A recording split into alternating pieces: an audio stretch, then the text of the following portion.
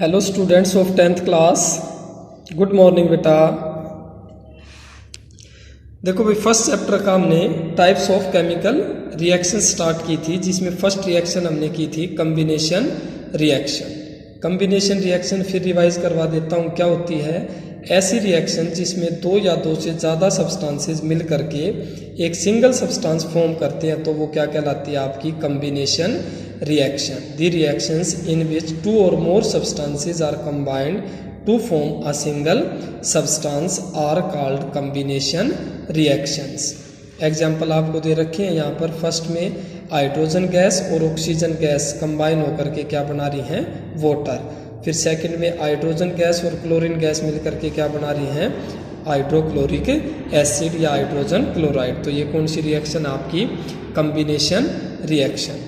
Second reaction पे हम आते हैं। जब सेकंड रिएक्शन को स्टार्ट करते हैं, सेकंड क्या है? आपकी डीकम्पोजिशन रिएक्शन। तो ये कम्बिनेशन रिएक्शन से ओपोजिट है, उल्टी है। इसमें क्या होगा? एक सिंगल सब्सटेंस ब्रेक डाउन होकर के, स्प्लिट होकर के, डीकम्पोज होकर के क्या बनाएगा? दो या दो से ज़्यादा सब्सटेंसेज में अगर वो ब्रेक डाउन होता है एक सिंगल सब्सटेंस, तो वो रिएक्शन क्या कहलाएगी? आपकी decomposition reaction. The reactions in which a single substance decompose को सिंपली हम क्या कहते हैं? ब्रेक डाउन और split into two or more substances are called decomposition reactions. ऐसी रिएक्शंस जिसमें एक सब्सटेंस ब्रेक डाउन होकर के दो या दो से ज़्यादा सब्सटेंस फॉर्म करता है, तो वो क्या कहलाती है? आपकी डिकम्पोजिशन रिएक्शन। एग्जाम्पल दे रखा है आपको रिएक्शन का। कैल्शियम कार्बोनेट को जब हम हीट करते हैं तो वो एक सिंगल सब्सटेंस है कैल्शियम कार्बोनेट। इसको जब हमने हीट किया तो ये किस में फॉर्म हो गया भाई? कैल्शियम ऑक्साइड और कार्बन डाइऑक्साइड दो में फॉर्म हो गया। तो इसका मतलब ये क्या है? Combination reaction. सिमिलरली यहाँ पर आप देख रहे हो silver chloride, sunlight when expose to the sunlight, तो किस में ट्रांसफॉर्म हो जाती है? Silver and chlorine gas. Water में इलेक्ट्रिसिटी पास करते हैं तो हाइड्रोजन एंड ऑक्सीजन में। तो इन सभी रिएक्शंस में आपने देखा एक सिंगल सब्सटेंस स्प्लिट हो जाता है टू और मोर सब्सटेंसेस में, तो इसलिए ये कौन सी रिएक्शन है? आपकी डीकम्पोजिशन रिएक्शन। थर्मल डीकम्पोजिशन एक ऐसी डीकम्पोजिशन रिएक्शन है जिसमें एक सिंगल सब्सटेंस ब्रेक डाउन होगा, लेकिन किसकी प्रेजेंस में? इन the presence of heat. Heat करके जब किसी भी सब्सटेंस को हम ब्रेक डाउन करते हैं तो उस डीकम्पोजिशन रिएक्शन को हम क्या कहते हैं? Thermal decomposition reaction. The decomposition reaction that take place in the presence of heat is called thermal decomposition. Next third reaction है आपकी एक्सोथर्मिक रिएक्शन। ये ऐसी रिएक्शन होती है जिसमें एनर्जी प्रोड्यूस होती है। सिंपली आपको इतना याद रखना है, the reactions in which energy is produced are called exothermic reactions. वो सारी रिएक्शंस जिनके अंदर एनर्जी प्रोड्यूस होगी तो वो क्या कहलाएंगी? आपकी एक्सोथर्मिक रिएक्शंस। इसके एग्जांपल है burning of natural gas. Natural gas का मेजर कंस्टिट्यूएंट क्या होता है? Methane, CH4। तो जब नेचुरल गैस को हम बर्न करते हैं तो इसमें आप देखने लग रहे हो कि प्लस में क्या है? आपकी एनर्जी। एनर्जी अगर प्रोड्यूस होती है तो इसका मतलब ये कौन सी रिएक्शन का एग्जांपल है? आपका एक्सोथर्मिक रिएक्शन का। जब किसी चीज़ को आप बर्न करते हो तो किसकी प्रेजेंस में होती है? ऑक्सीजन। ऑक्सीजन की प्रेजेंस में जब नेचुरल गैस को हम बर्न करते हैं तो कार्बन डाइऑक्साइड, वाटर और साथ में क्या प्रोड्यूस होती है? एनर्जी। एनर्जी प्रोड्यूस हुई है, इसीलिए ये रिएक्शन क्या है? आपकी एक्सोथर्मिक रिएक्शन। फिर सेकंड है आपका रेस्पिरेशन। रेस्पिरेशन के अंदर भी आप देखते हो C6H12O6 ग्लूकोज की जब रिएक्शन होती है ऑक्सीजन के साथ, कार्बन डाइऑक्साइड, वाटर और साथ में क्या रिलीज हुई है?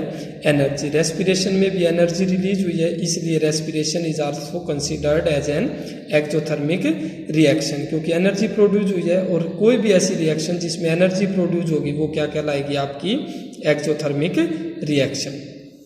थर्ड एग्जाम्पल है इसका डिकम्पोजिशन ऑफ ऑर्गेनिक या vegetable waste into compost. Peels वगैरह हैं, सब्जियों के छिलके हैं, ड्राई लीव्स हैं, उनका डिकम्पोज होते हैं जब वो ब्रेक डाउन होते हैं इनटू कंपोस्ट, मैन्योर में। तो ये रिएक्शन भी क्या कहलाती है? आपकी डिकम्पोजिशन रिएक्शन। और ये तीनों ही एक्सोथर्मिक रिएक्शन क्यों है?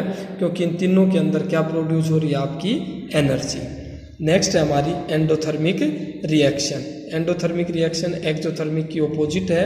ऐसी रिएक्शन जिसमें एनर्जी क्या होगी आपकी एब्जॉर्ब। अगर एनर्जी प्रोड्यूस होती है तो वो रिएक्शन क्या कहलाएगी एक्सोथर्मिक रिएक्शन। और the reactions in which energy is absorb होगी तो वो क्या कहलाएगी आपकी endothermic reactions.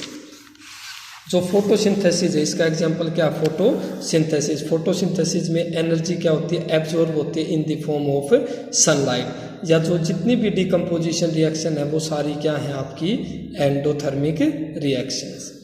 Next fifth reaction है हमारी डिस्प्लेसमेंट रिएक्शन। डिस्प्लेसमेंट रिएक्शन में क्या होता है एक ज़्यादा रिएक्टिव जो आपका एलिमेंट होता है वो अपने से कम रिएक्टिव को, यहाँ पर आप देख रहे हो आयरन ने कॉपर को डिस्प्लेस कर दिया उसके सॉल्यूशन में से। तो जब ज़्यादा रिएक्टिव एलिमेंट कम रिएक्टिव एलिमेंट को उसके सॉल्यूशन में से डिस्प्लेस कर देता हटा देता है तो वो रिएक्शन क्या कहलाती है आपकी displacement reaction. The reaction in which a more reactive substance displaces less reactive substance from its solution, this type of reaction is called displacement reaction. Displacement reaction second example आपको यहाँ पर देखो जिंक ने किसको डिस्प्लेस कर दिया silver को उसके सॉल्यूशन में से। तो ये भी कौन से टाइप की रिएक्शन आपकी डिस्प्लेसमेंट रिएक्शन। नेक्स्ट है भाई आपकी डबल डिस्प्लेसमेंट रिएक्शन। इसमें क्या होता है दो कंपाउंड होते हैं सोडियम सल्फेट और यहाँ पर दूसरा क्या बेरियम क्लोराइड। दो कंपाउंड्स हैं वो आपस में क्या करते हैं रिएक्ट करते हैं bye exchange of ions. Ions का यहाँ पर क्या हो रहा है एक्सचेंज।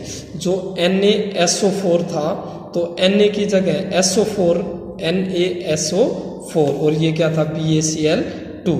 तो Cl2 की जगह तो क्या आ गया आपका SA4। तो ये क्या हो गया आपका बेरियम सल्फेट और ये क्या हो गया सोडियम क्लोराइड। तो आपस में क्या हो गया एक्सचेंज ऑफ आयंस। तो ऐसी रिएक्शन क्या कहलाती है double displacement reaction. The reactions in which two compounds reacts with each other by exchange of ions is known as double displacement reaction. ठीक है भाई। तो यहाँ तक डबल डिस्प्लेसमेंट रिएक्शंस तक आपने करना है इसको। बाकी राइट डाउन जो करना है उसके लिए मैं आपको पिक सेंड कर देता हूँ। Okay thank you and have a nice.